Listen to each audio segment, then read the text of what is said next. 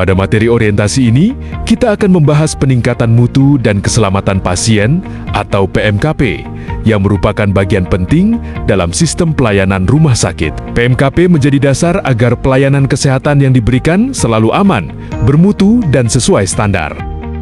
Setiap rumah sakit wajib menyelenggarakan tata kelola mutu dengan tujuan meningkatkan dan mempertahankan mutu pelayanan. Tata kelola mutu ini tidak hanya berfokus pada hasil pelayanan, tetapi juga pada proses pelayanan yang aman dan berkesinambungan.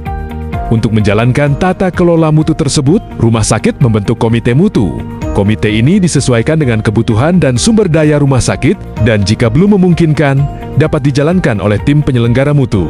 Komite mutu terdiri dari 3 subkomite, yaitu Subkomite Peningkatan Mutu, Subkomite Keselamatan Pasien, dan Subkomite Manajemen Risiko. Ketiga subkomite ini saling berkaitan dan bekerja bersama untuk memastikan pelayanan rumah sakit berjalan aman dan berkualitas.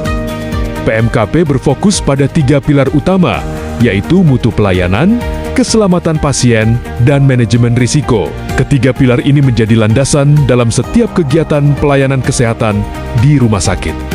Beberapa indikator mutu berkaitan langsung dengan keselamatan pasien, seperti ketepatan pelebelan obat, pencegahan infeksi daerah operasi, kejadian pasien jatuh, hingga indikator pelayanan ibu dan bayi. Semua indikator ini digunakan sebagai bahan evaluasi dan perbaikan pelayanan. Dalam praktiknya, rumah sakit juga menerapkan 6 sasaran keselamatan pasien yang bertujuan untuk mencegah kesalahan dan risiko selama proses pelayanan, terutama pada tindakan klinis prioritas. Setiap indikator mutu dilakukan pengukuran secara rutin, divalidasi oleh petugas terkait, dan dianalisis oleh komite mutu.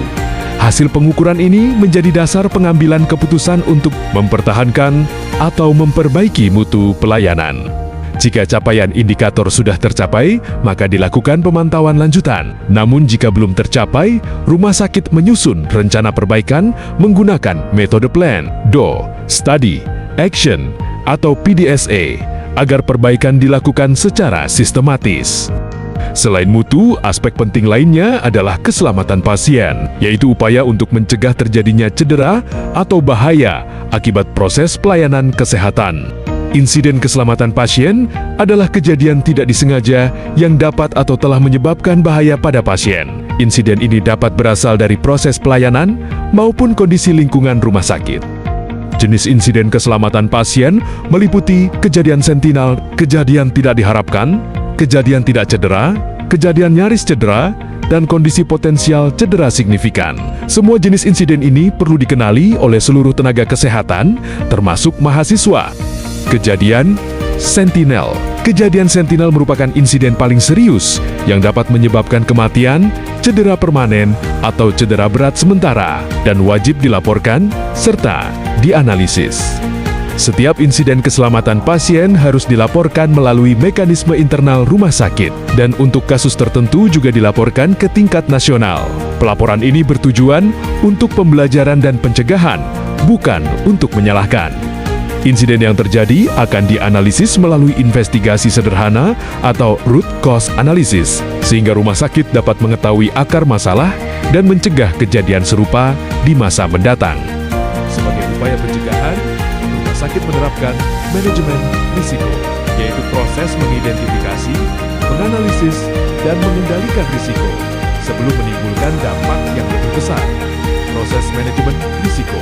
Manajemen risiko dilakukan melalui beberapa tahapan, mulai dari penetapan konteks, identifikasi risiko, analisis risiko, evaluasi risiko, hingga pengelolaan dan pemantauan risiko secara berkelanjutan.